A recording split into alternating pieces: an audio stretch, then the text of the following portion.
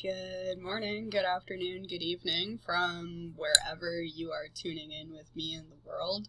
My name is Sarah Curry. I am the instructor for, if you are taking DS 3311G, which is the policy course at Western, or if you're following along at home in the community, this recording is also for you. I got COVID this week, so this one's going to be a little bit brutal. And I recognize that my voice is already kind of annoying, so I'm going to try to get through this in under an hour. I have a hot tea with me to try to save my voice. If you're coming from a context where you can't see the video or the lecture material, I will narrate everything that's on the slide. I am sitting here in a purple sweater with a cute little crystal that my former mother-in-law got me. Really nice. I've got dyed brown hair, white presenting, sitting in my new office space. It's pretty nice. And I am showing you a slide that says an absolute intro to policy in disability studies. And it is subcaptioned with pre-recorded lecture with Sarah Curry, and it's for DS 3311G, upper level disability studies. For UWO, I will be cross-posting it to the community so you guys get to see it too, because, you know, education should be a little more accessible than it is, but that's why we're here, right? So, if you've seen me speak before, the next 2 minutes is the same things I say every single time I talk.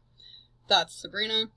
And it's just about my cozy space making way of being in the world, or my facilitation methods. So if you haven't seen this before, the slide says on cozy space making, title, subtitle, facilitation and mindful engagement are important aspects of any brave space designed to elicit, Sabrina, please stop talking, strong emotion, or ideally heal incrementally.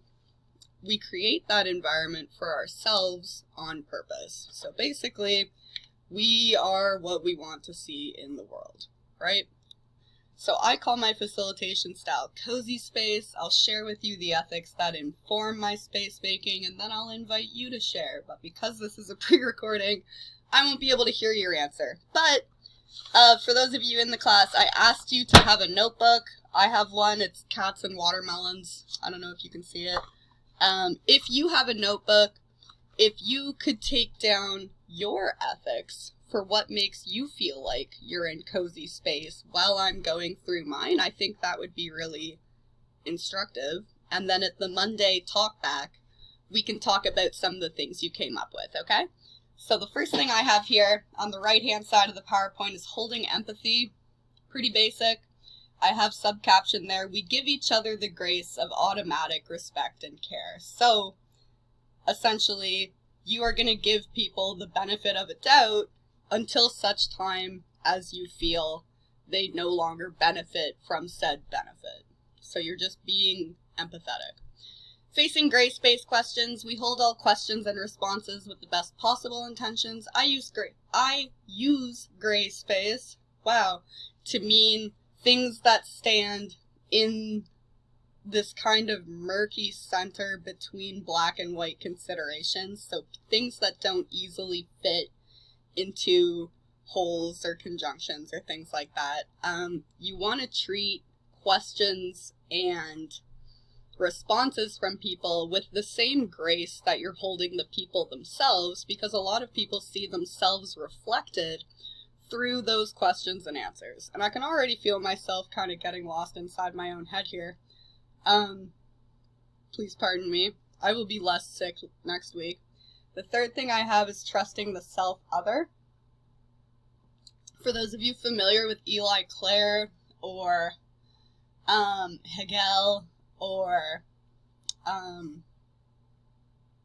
Agamben, Giorgio Agamben, you know, they talk a lot about the self-other as a necessary instantiation of the self seen through the other.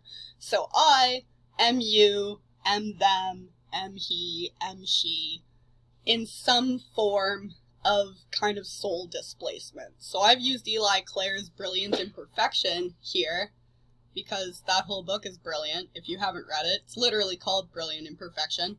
And in trusting the self-other, we observe the brilliant imperfection of ourselves in the other. So the same way that you give yourself the grace to mess up or record a lecture with COVID or mumble your way through policy discussions, we afford other people those same graceful actions. So it's really 3 ways of doing the same empathic duty, right? So I'm going to go to the next slide. This is still cozy space making. And I have written here, presentations, even academic talks, are always colored irreparably by the inner ethicalities of the speakers. So I'm going to share some of the central ethics that I use that informs my work, that obviously colors the opinions that I'm presenting to you today. So I said, and of course, everything I'm saying is cast through the kaleidoscope of my body-mind borrowing from Ms. Margaret Price, she's amazing, and being in space. Not every MAD scholar, CDS, critical disability studies scholar, or justice activist may agree with everything I see through my lens work. So if you picture it like a kaleidoscope, which is, I don't know, the metaphor I like to use, and I'll use it until people tell me to stop. Everyone might have the same number of refractions from within that kaleidoscope. But when you start to break down what's happening between those refractions, or all of the jewels and diamonds and all these beautiful things that color the refractions from within the kaleidoscope, you know, when you're turning it around this way. I really hope you know what a kaleidoscope is, or I look really silly. It looks different for every single instantiation of a body-mind, right? So that's why the kaleidoscope as a lens work method, which I guess is ostensibly a visual metaphor, which in itself has problems, that's how it works. So if I'm saying, if I use all of these crystals and engagements and glittery things that inform the lenses that have already been pre-designed upon me, this is how I see my body-mind being in space in the world. I hope that makes sense. So the 3 lenses that are kind of central to what I'm picking up on here are MAD studies, health humanities, which is different from medical humanities, but I won't get into that today because that's just a whole other thing, but just trust me for now that those 2 are slightly different, and critical disability. So MAD studies, I've defined here, the MAD movement is an advocacy collective for allies with neurodiverse or mentally ill body-minds. Really basic, MAD studies in 5 seconds. Health humanities focuses on the arts' potential to bring greater coherence to medical research in healthcare outcomes. That's health humanities in 5 seconds. Critical disability community. Most of you, given this is an upper-level disability course, are already aware of this, but for anyone who isn't, or for anyone playing along at home, CDS is a core equity representational collective for allies who identify with the disabled experience. And I very carefully use the words who identify with as opposed to are disabled, because there's a lot, particularly when you include mental illness within CDS gang, which is my kind of aphorism for critical disability community. You start to create all these mires between people who identify as disabled or who identify with bits and pieces of the experience.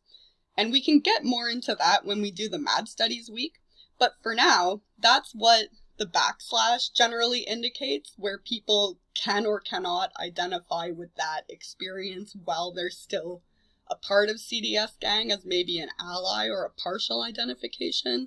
That's just a whole thing. So, who identify with the disabled experience, as opposed to us requiring them to identify as or be disabled. I don't think anybody in CDS gang would actually require that. Nobody I met, anyway. So I'm going to go to the third part. Promise we're almost done. Finally, there are ethics that inform my work and being in space that may change the way you engage in this conversation. Following MAD citation ethicality, I will call in anyone whose work I'm citing, or inspired by directly. And you saw me already doing that and giving credit and giving gratitude to people whose work I've already pulled in thus far. I cite and use work from people I have met in the Beloved Community Project. I can talk about that later. Their goals and visions of academy equity are similar to my own. So in the syllabus course design, I very intentionally chose only people I knew and respected and have seen a lot of work from them in what's called the Beloved Community Project, and we can go over that later. So I like open access and low barriers, which basically means if it's not for free, I pretty much don't do it. And I like when it's available asynchronously for things like communities. I'm allied with the Anishinaabe Drum Circle, which is part of FNIM allyship. For American viewers, that's First Nations, Inuit, and Métis. And work from that community is honored whenever it appears, and I believe really strongly in co-design. So I recognize that in this space, I might be constructed as an expert, but I don't identify with that title. And I think a lot of expertise, particularly in identity-first dialogues like CDS, are built from collective conversations. So through engagements I have with you, we build the expertise we wish to have moving beyond this space. Perfect. So that was about 5 minutes. Today's talk map, pretty much exactly 5 minutes in. I'm glad you shared your ethics with me, or you can pause right now to record it on your journal entries. Welcome back. It is not tea time right now. For community members who experience anxiety, ADHD, dissociation, or stimming behaviors, I like to give you a time check talk map. I'll do my best, but, we'll see how it goes. This is also useful for community members who are schedule-oriented, multitasking, or involved with UDL or universal design. There's a bunch of reasons why you like to give time check maps. If you can, if it behooves you, we pretty much did the intro and ethics jam in a complete 5 minutes. Done. I wrote on the slide, well done, y'all. We're going to do 20 minutes on the course introduction and syllabus. And I wrote here, our roadmap is very carefully designed to give you a very intentional version of disability justice and how that might interact with modern policy. So these are all drawn from big, huge movements that are much older than me, clearly. So I've given you, over the course of 12 weeks, some very specific, pickups from that huge timeline. And you should already have the syllabus. And if you don't, please email me. I'll get it to you. And how those policies interact with things like the MAD movement or CDS gang more generally, and what the conversations might look like now. So then with the last 30 minutes, we're going to listen to the take-up of the articles. Okay? Awesome. So, this is a title slide. It says, syllabus and course intro. 20 minutes. We'll see. I'm going to blow through this really quick, and you can pause. These slides are overloaded because I'm assuming you're pausing to read them, but I'm also going to go through them with you. So whenever you need to pause, please do so. The title slide says, Community Course Theming. That's because I designed this course as a community course. I know. That's why they pay me so little. So the first bullet point says, we create cozy communities for ourselves on purpose, going back to the cozy space ideology. So I have you, if you're in the actual class, you're set up in teams. The teams are color-coded. I will go over that in the talkback session. Small teams make editing work easier, but as a large team or a classroom collective, we support everyone. And you will see via the syllabus that this makes up the final 5% of your grade in this class. I don't award that 5%. Your community awards that to you for how you helped build or support or engage with others within the Cozy Space Collective, okay? So I said you will choose a team name. It has to be an animal. I don't care if it's a fantasy animal or a real life animal or an extinct animal. Doesn't matter to me. You're going to choose that from within your teams on the Discord channel by next Monday. If you're playing along at home, congrats, you don't have to do that. So, I have here optional live talkbacks and question periods are every Monday from 12 to 1. That's for the people taking DS 3311. We're going to meet on the Discord channel, and you can ask me questions about the lesson, or we can have a community discussion for whoever shows up.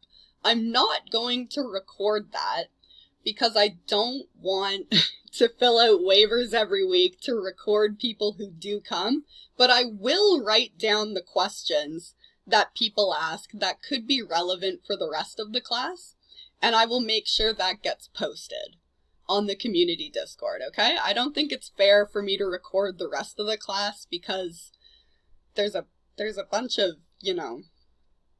mired points around recording other people. I'd rather just record me and everyone else gets a pass, particularly if you want to appear on video. We're going to craft the community agreement together with the live doc. The live doc is linked there. You also got it in the syllabus email. We're using Discord because of how it complements community discourses. I have spoken at length about this. And the office hours, or coffee chats, for me are Wednesdays from 11 to 12. So if you missed the Monday, or you did come to the Monday, but you have questions that only pertain to your situation, come see me privately on Wednesdays.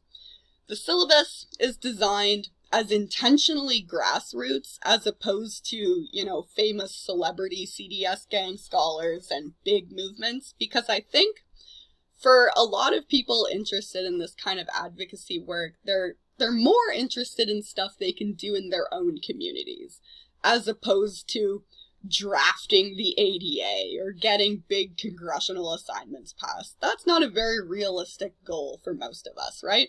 So I came back and I designed the syllabus around issues that you could take up as small grassroots collectives or as smaller communities, or for people who want to get involved within local communities that already have CDS gangs. These are the kind of things they're talking about right now. That's the design. The beloved community scholars, everyone listed on the syllabus, with the exception of I think 2 people, are people I know and love, so I know that their work is really good.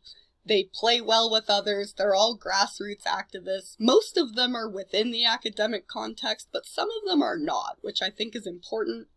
And I wrote here that the grassroots approach and beloved community scholars mobilize entirely open access work in disability justice and care discourses.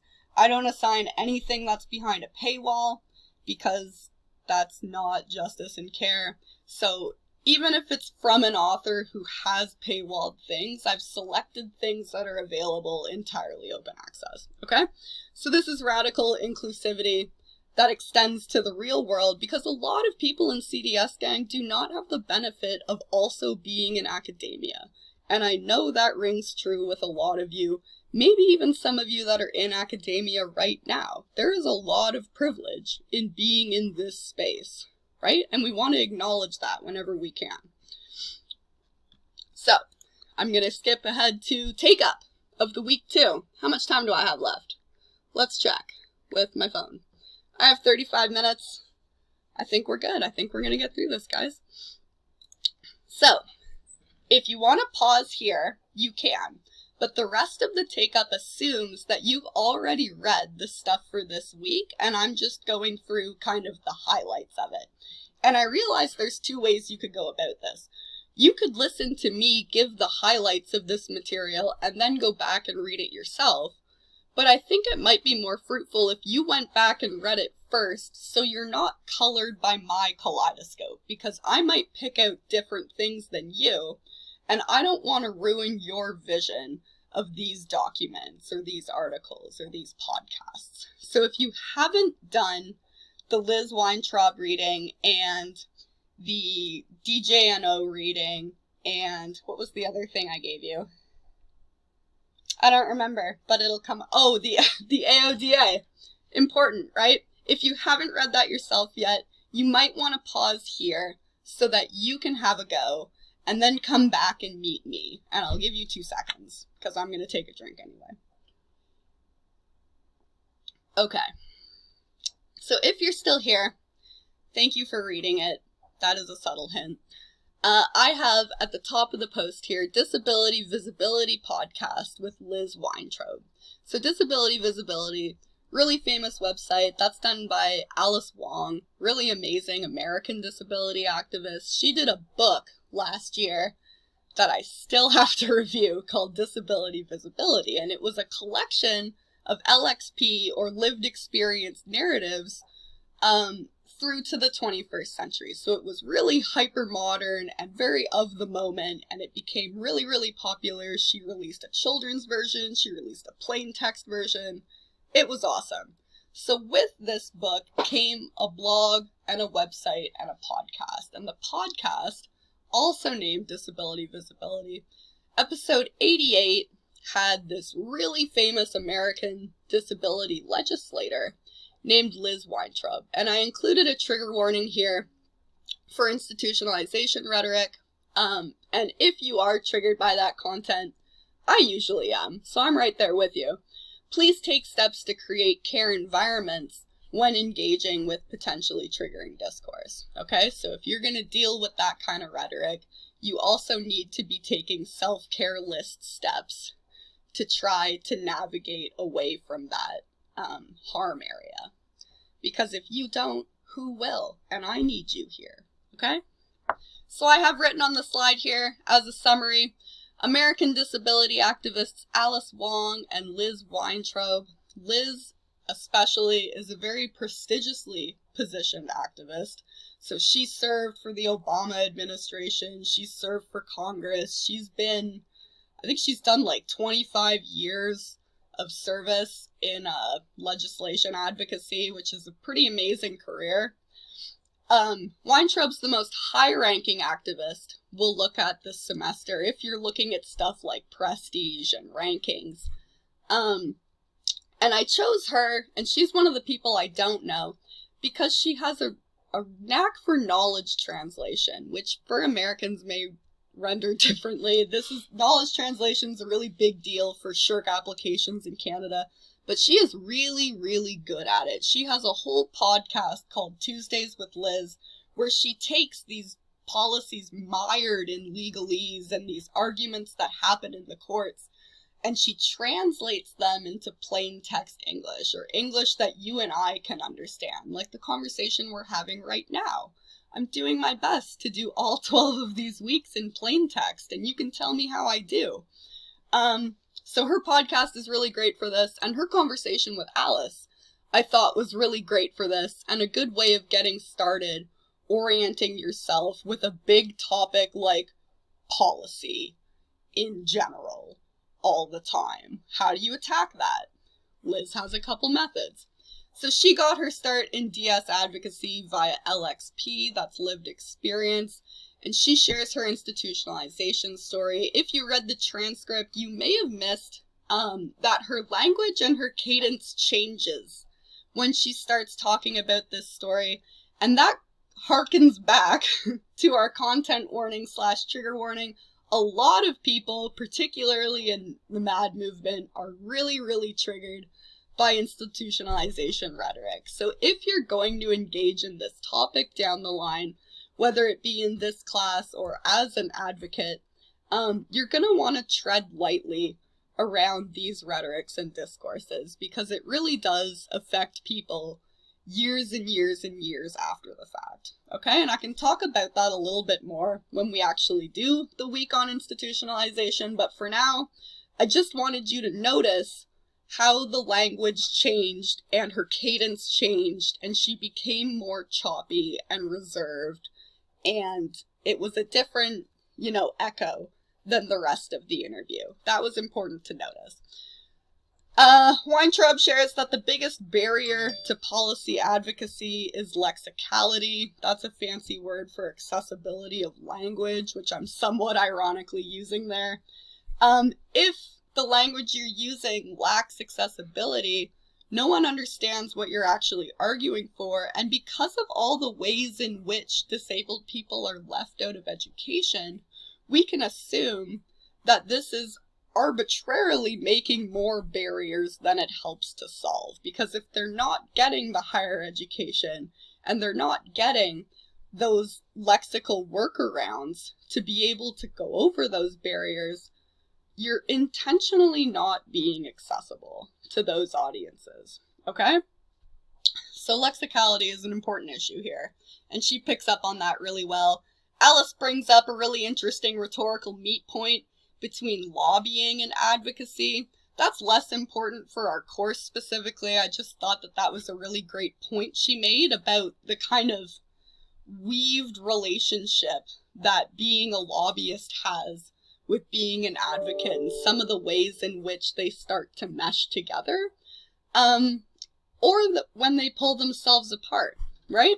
So finally, Weintraub sees legislative advocacy as, quote, telling your story. So you've heard this a lot from other disability advocacy movements or from other people in CDS Gang, but one of the most important things to advocating for policy is through a kind of pathos-laden argument through your lived experience.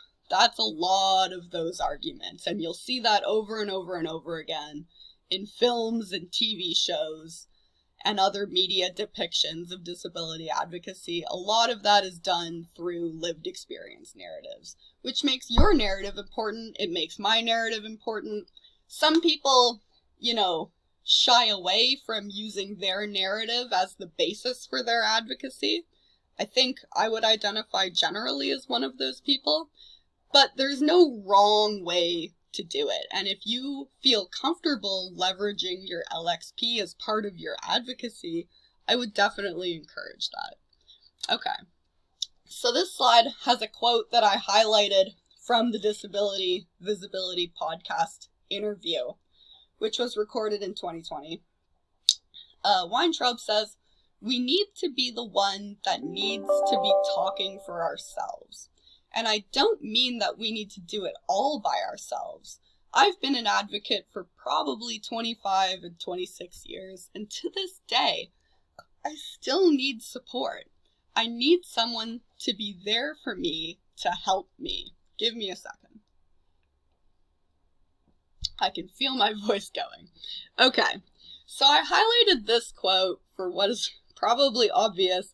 The fact that you can't really separate disability advocacy from disability justice and disability care work. And that care work needs to happen in a kind of weaved motion with that advocacy and that lobbying work, or you're going to run out of steam. So if you picture it kind of like a train and everyone's helping moving all the train cars, you need people greasing the wheels or putting the coal into, this is a really old train, putting the coal into the fire to keep the train moving, because not everyone or no one is invincible. So you need that care work to keep the train going, to keep the conversation happening. And a lot of these conversations are happening with mental health rights right now as well. It's never been a hotter time to talk about mental health, but what you might not know is a lot of those conversations were already happening in CDS Gang. Alright, so I'm going to skip over to the Disability Justice Network of Ontario's abridged history, and I've isolated just the Canadian context here. So I'm going to put another content warning, trigger warning. Institutionalization rhetoric appears again here. So you need to be taking those self-care steps if you're like me and you're easily triggered by asylum rhetorics. I definitely identify with that. So if you're right there with me, hello, I see you. Mish Zhu and Shanthia Bahirathan are DJNO members, and this is a grassroots advocacy network that's pretty new, and it mobilizes knowledge and resources and events in Hamilton, Ontario. And one of the things that they did in this knowledge mobilization exercise was create this really helpful timeline. And these aren't all the members of DJNO. Those aren't even the ownership members. But these are the ones that created this really involved timeline that crosses through racial, ethnic, geographical histories in what's called intersectionality. And I am de-intersectionalitying it to try to make this a little less confusing, before we add all that stuff back. So for today's lesson, I'm looking at just Canada, just disability, and then over the course of term, we're going to make that more and more complicated, okay? But the timeline, as it stands now, is really well done and hugely intersectional, and I really love what they did with that. So if you're looking at just Canadian disability, in about the mid-Victorian era, we get the lunatic asylums, which I love the name. I never get tired of that. Note the nomenclature choices here. You can read more via 999 Queen Street West, which was the original Toronto asylum. Fun fact, this building is now owned by CMHA, and we could say a lot there about CMHA and the continuing legacy of lunatic asylums, particularly biological discourses and eugenic discourses, but we won't. We'll save that. There's a whole week on that. Don't worry. So there's a bit of a continuing legacy there. When you move into kind of early modernism in and around the 1900s, we have the Immigration Act banning disability from Canada. If you have any kind of disability, you pretty much can't come. We have a whole week this term pretty much just on the Immigration Act. Thank you, Jay. Jay Dolmage does a lot of work on eugenics, and that's really great for this course. Still in early modernism, but getting towards the 1950s, 1960s, we've got the sterilization mandates, but this is occurring alongside modern advocacy networks, what you might recognize more readily as disability justice or CDS movements. They start to pick up steam by the 1960s. Deinstitutionalization happens around then, but then there was a whole big kickoff of other problems. I have a whole week on just deinstitutionalization and MAD studies. I think that's week 4. We'll talk about that. And then moving into the postmodern era, you get the AODA, the Accessibility for Ontarios with Disabilities Act. You get what we would recognize as modern disability justice collectives, kind of like the DJNO, actually. And now you're getting really far from deinstitutionalization to total decarceration. So we're starting to look at the ways in which jailing people or putting people in prison is kind of the same thing as institutionalizing them for being insane. But that's a whole complicated thing. Decarceration isn't on this course, but it's an interesting topic that you may want to take up in one of your journal entries, etc. So I'm going to move on. If you need to pause and write things down, I will just remind you again, you can pause this video. I won't know. Don't worry. I've got about 20 minutes left to get through the AODA. Okay, so I wrote a note here on the slide that this discussion assumes you're a little bit familiar with America's ADA, which most people are. If you need our discussion to rewind a little bit, you can advise me of that via the Classroom Live channel on our Discord, or you can come to the live discussion on Monday. That's fine with me. We can backtrack a little bit. So with our AODA, our lovely document that you definitely read, if you skimmed it, I'm not mad. It's written very inaccessibly, and they did that on purpose. We can talk more about rhetorical decision-making and lexicality, to call back to Liz Weintraub, later. Your previous familiarity with this is likely from mandatory training modules held by provincial publicly owned bodies like universities, government jobs, etc. If you've done an inclusivity module or a disabilities module or Inclusive Canada module, I think it's called, that's all stemming from AODA provisions. However, it might interest you to know that private entities are also subject to AODA standards. So the actual legal subsection of that is 3.3 sections A to E, which I had to look up. I read through the whole thing again. Any person providing goods, employment, accommodations, occupying a building, engaged in what's termed an activity. That's a legalese way of saying basically everyone, ever, forever. If you are not homeless, if you have ever done something that you would describe with a verb, or you provide or take goods or have a job, the AODA applies to you. So that's the very legalese way of saying it's everybody. And it very carefully outlines how these entities, i.e. you, i.e. your job, i.e. your building, etc., can create these accessibility standards, which I put in scare quotes because it's the absolute bare minimum. But these compliance standards, so what we do to enforce that, should you break the accessibility standards, are overly broad. And you can see that right in the language. There's about 7,000 sections for creating accessibility standards and how to go about that. But then there's only about 3 sections for compliance. And then you get a whole bunch of sections on legislative enforcement, which is kind of an ass-covering expedition. But as far as actually punitively assigning damages to an entity or an employer, etc., who is not in compliance with the accessibility standards, there's not a lot there. And I put in brackets, why? The answer is easy, right? Mandating of advisory boards for municipalities in excess of 10,000 people per population. I put the links for those of you who have the PowerPoint for Grand River region, which is my region, and Southwest region, which is London's region, for their advisory boards. Anyone's allowed to join. If you get excited about legislation, this might be for you. The other thing that's maybe important to note, the AODA language considers appropriate, and in America, the language is undue burden. And this is for trying to decide whether an accessibility standard is mandatable.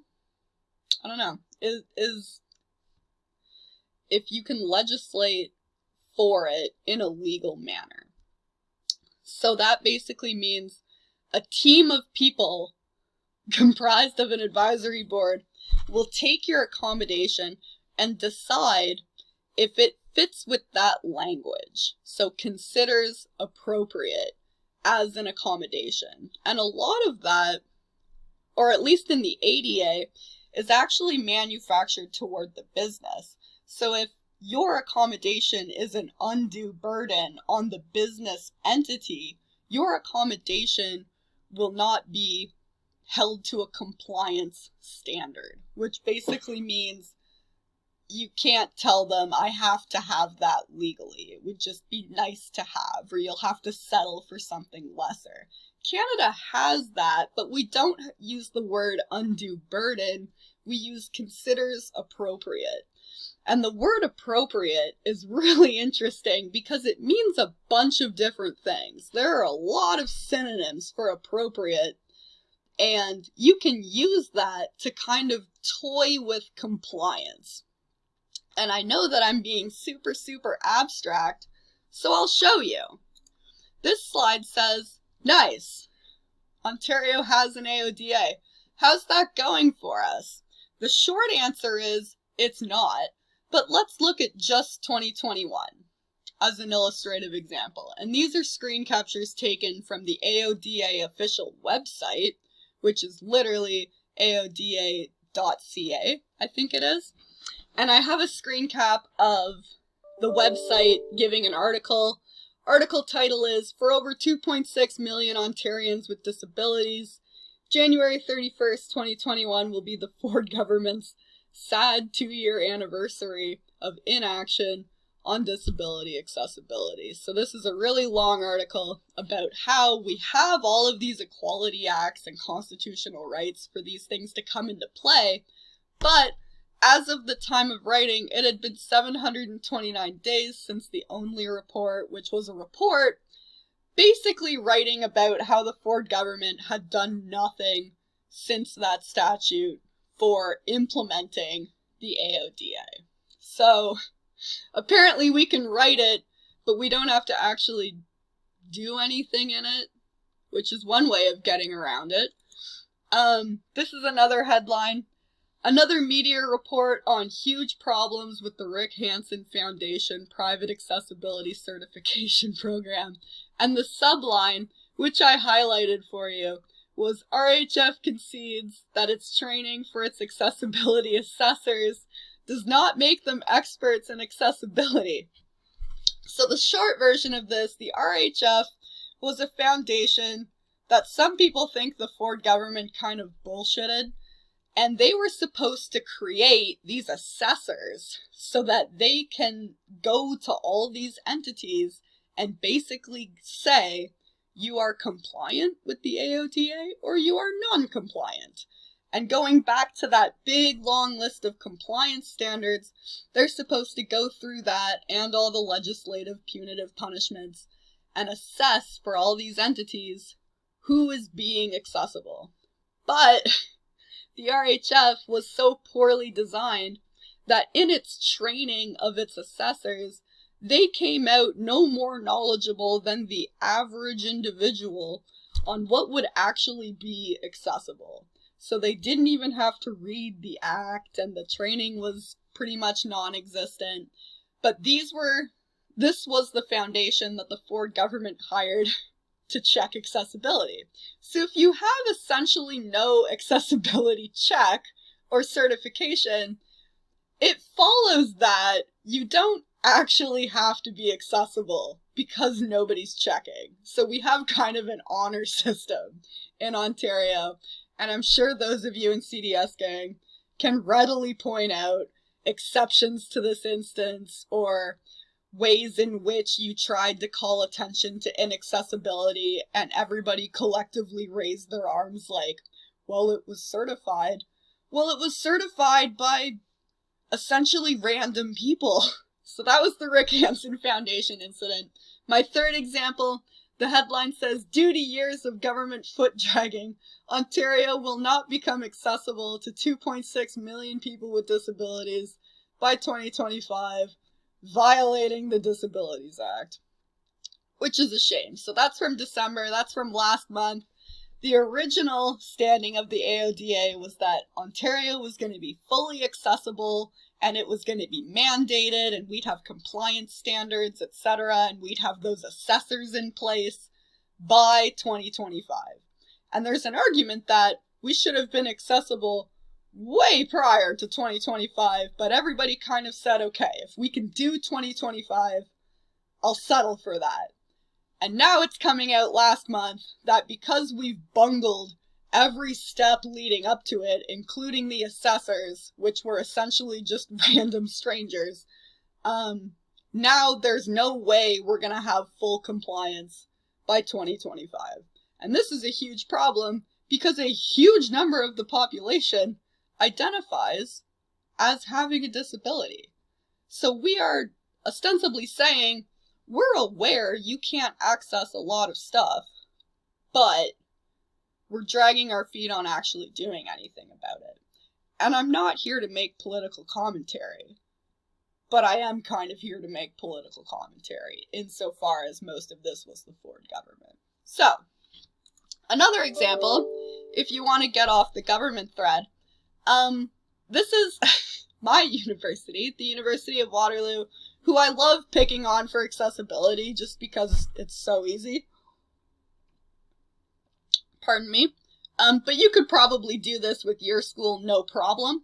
So I wrote here, the UW Multi-Year Access Plan, the MYAP, is something that the AODA mandated that all of these universities had to come up with. And you can actually read the ones from your school. They have to be accessible online. And UW's is hilarious, what they tried to come up with. So I have written on the slide, the AODA language is easily manipulated to reproduce bare minimum accommodations while still maintaining what's called compliance. So if you get the bare minimum compliance, you are technically not violating the AODA. So here's some stuff that UW implemented to be completely and totally accessible by 2022.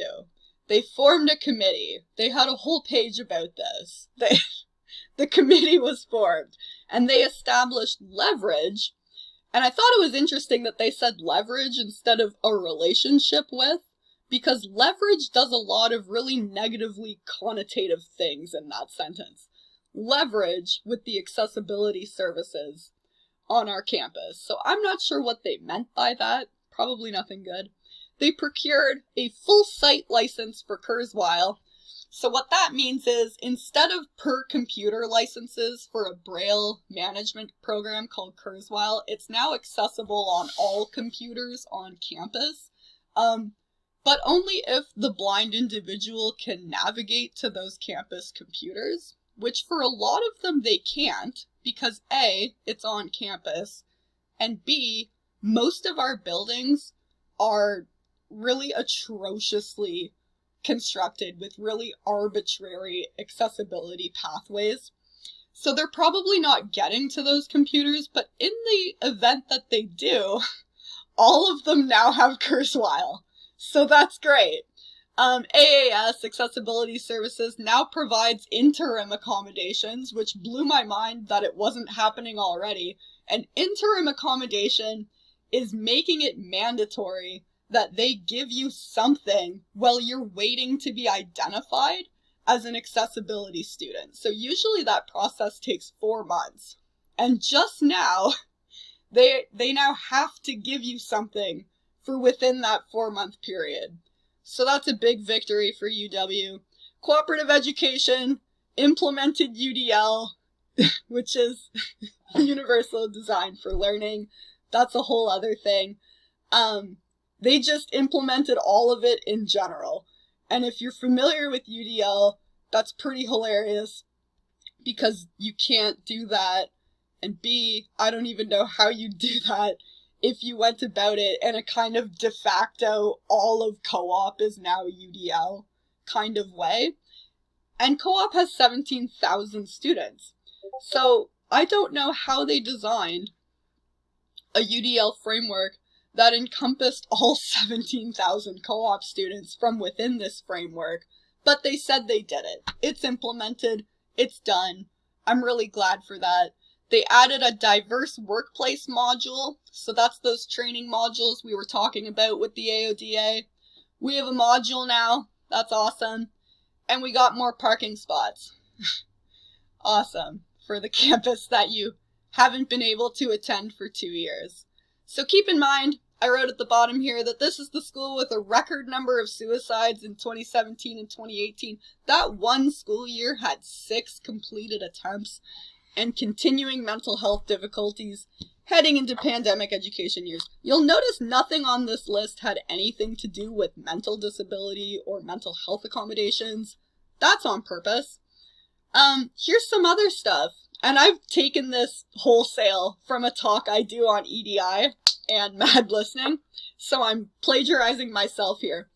But here's some expansive inclusivity considerations that are not covered by the AODA. They don't appear in that multi-year access plan. They don't appear in any of the conversations with the Rick Hansen Foundation. They don't appear in the Ford government plan to implement the AODA. This is just off the top of my head. You don't even have to think very hard to come up with these. So I have a slide here. It has 6 symbols.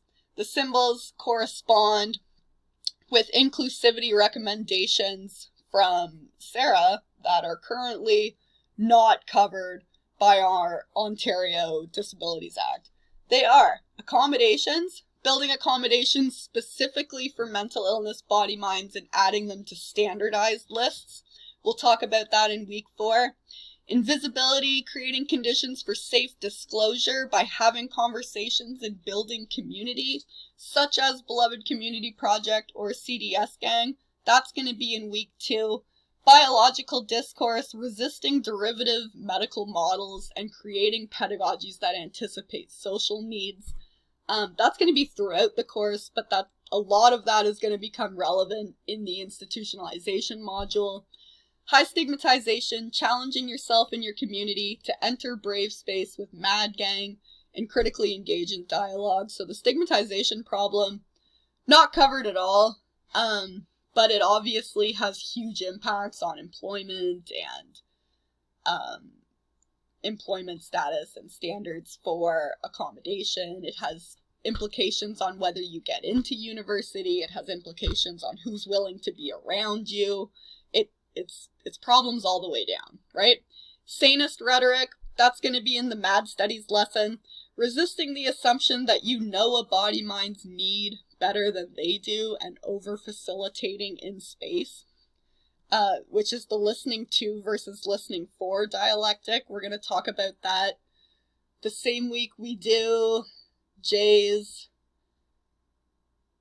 I'm blanking on it, immigration, is when we start doing sanist rhetoric, and then the illness safari, which I see. I wonder if I can move that. Oh, I can. So now you can actually read it. It says challenging media, news, and literary depictions of MAD or CDS gang and encouraging others to listen deeper or listen with. And this is going to be throughout the course, obviously.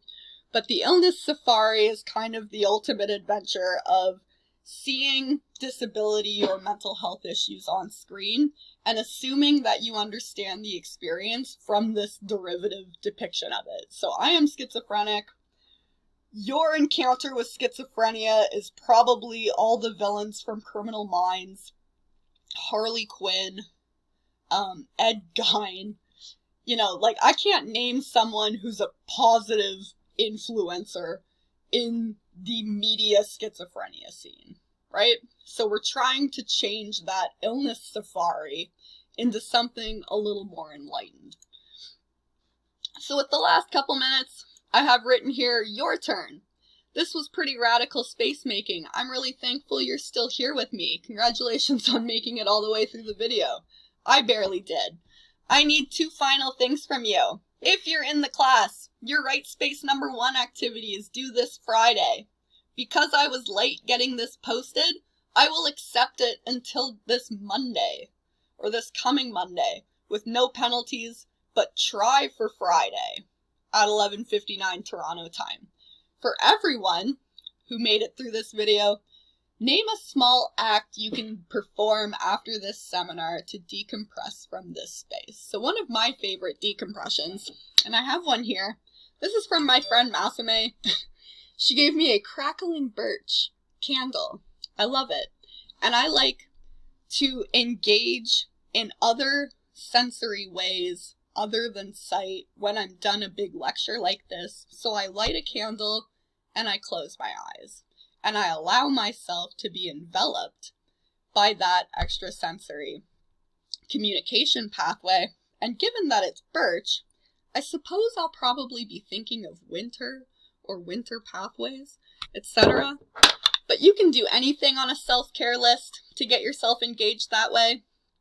If you're in my class, this is your Write Space 1 activity. If you're following along at home, you can do it if you want. I think it would be fun. I would love to do these, but I'm pretty biased, aren't I? So I'm going to move this so that you can see the text. Write Space 1 activity is the rhetoric of timelines. This is going to be in your journal that you either have physically, or you have a Word document, or you have a Notion document, or you have a WordPress blog. I don't care how you do it. Just have a journal. The slide says, every material today was extremely time sensitive. So the history of disability justice, of postmodern podcast interviews, a set of laws passed in 2005 and updated in 2016. We spoke a little about the effects of temporality on disability policy making, but I want you to explore this a little more on your own. So in a journal entry of 800 to 1,000 words, single-spaced, use your own context or your own lived experience to craft a short narrative in a time space other than the present or when the incident occurred.